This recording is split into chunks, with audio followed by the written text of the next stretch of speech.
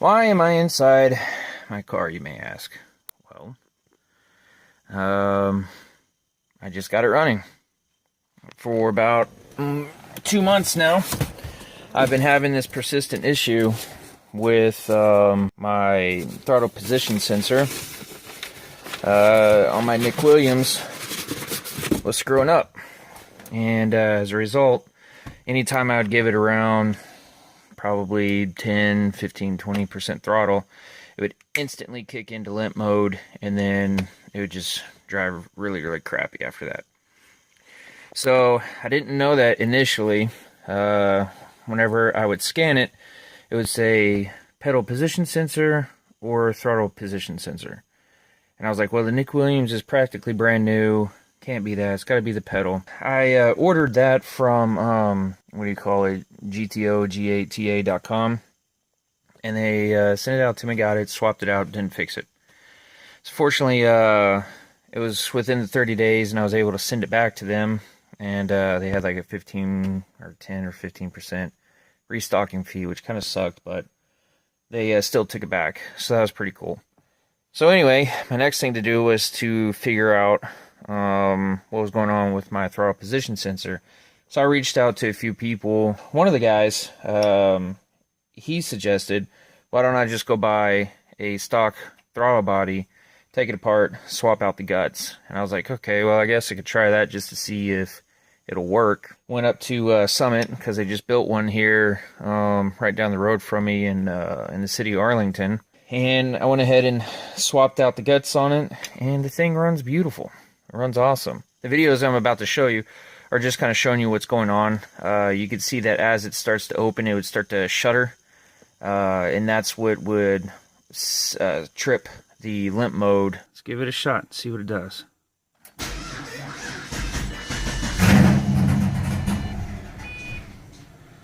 Oh, get more error codes now.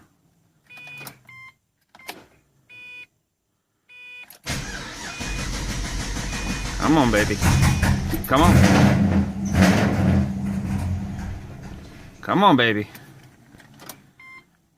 It also doesn't like to be started cold. I haven't driven in a few days.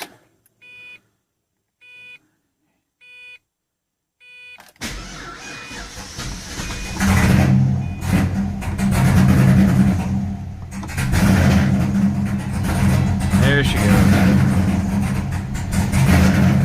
So, check engine light says pedal position sensor. So, I bought a new sensor here, and we'll see if that corrects it, if you can hear me.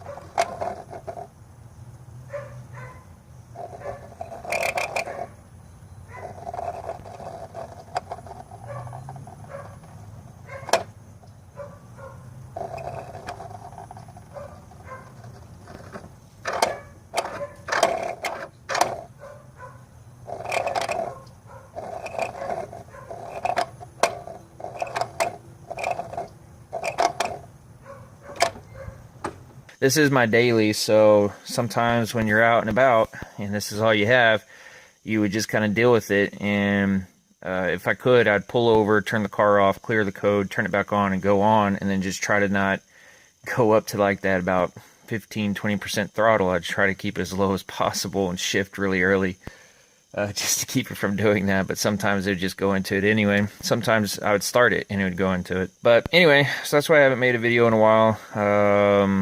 Now that that is fixed, now I feel more confident about proceeding forward and moving on to the LSA build. So my first step is to get the 3-inch exhaust on there, which those who have watched my channel before know what parts that I have for that already. And at that point, I'll also be installing my AFR and my cool little gauge pod right here. And yeah, so hopefully that's here in the next few weeks, maybe about a month to get that on, because it's going to be a custom 3-inch. So I just got to figure out who I'm going to go with to build that for me. Somebody local, but anyway, that was my plan. And then as soon as I get that done, I'm going to do the LSA swap. You're going to come right along with me, all my mistakes and all my successes. So just keep watching, and thank you for subscribing.